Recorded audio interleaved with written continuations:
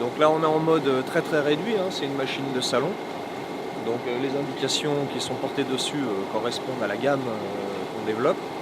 Cette machine est là pour représenter le fonctionnement. C'est un système de refroidissement, donc il y a un compresseur frigorifique, il y a des générateurs de glace.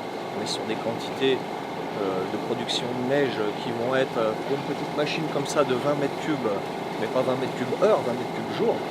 Donc on parle plus de procédé d'accumulation que de production instantanée. Donc ça sous-entend que l'appel d'eau est lui aussi très modeste, puisque ce n'est pas une grosse demande instantanée qu'on est capable de fournir, mais une production régulière. L'idée c'est, par exemple, une station, c'est qu'elle profite du début de saison où j'ai envie de dire que la station n'est pas encore fonctionnelle, n'est pas encore ouverte, mais qu'il y a déjà des conditions qui le permettent. Ça ne sera pas le cas puisqu'on est capable, comme vous le voyez aujourd'hui, de le faire par 20 degrés. On aura toujours moins de fonte si on le fait avec une température positive un peu plus basse.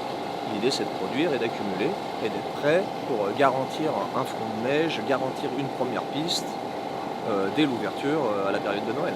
Pour utiliser les calories rejetées lors de la production de glace, les utiliser de manière intelligente. Donc soit pour de la revente d'énergie, soit pour de la production d'eau sanitaire, voire de chauffage par le biais de planchers chauffants. Donc voilà, ça c'est les flèches dynamiques qui sont aussi autonomes. C'est-à-dire qu'on voit sur le haut les panneaux solaires qui permettent simplement à ces voyants-là de s'auto-alimenter. On est capable de présenter différents types de voyants. Pareil, il n'y a pas besoin de travaux, donc on ne creuse pas. C'est via justement cette batterie-là, on pose, on relie et c'est terminé. Et c'est à la fois autonome, ça donne une information dynamique en temps réel.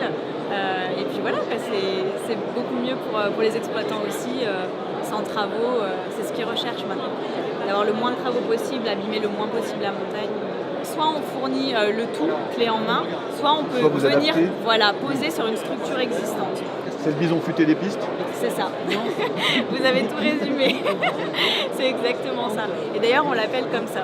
C'est-à-dire que c'est très parlant, que ce soit les exploitants ou les clients, les utilisateurs le comprennent comme ça. Là, naturel, on descend. Qu'est-ce que c'est là, alpingé, géolite.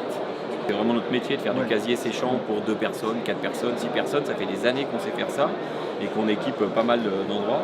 Par contre, le challenge et le nouveau défi là, c'était de proposer une solution autonome, self-service, pour que le client puisse par lui-même réserver, alors que ce soit depuis chez lui 4 mois avant de venir, au même moment où il va réserver son matériel de ski, son hébergement, son cours ESF, de pouvoir réserver une consigne, ou alors le jour J quand il arrive dans la station, en découvrant l'endroit, de dire bah tiens, j'ai la possibilité de laisser les skis, les chaussures de toute la famille au pied des pistes, de ne pas les trimballer sur le toit de la voiture, dans la navette ou autre, et de les récupérer le lendemain matin sécurisés et séchés. Donc depuis 5 ans, plein d'évolutions, puisqu'on peut aujourd'hui ouvrir son casier soit avec un code, ce qu'on a toujours su faire, soit avec son smartphone, puisque quand on réserve, on reçoit un mail de confirmation avec un petit bouton qui permet d'ouvrir son casier. Donc on se présente devant son casier avec son smartphone et on ouvre avec son smartphone.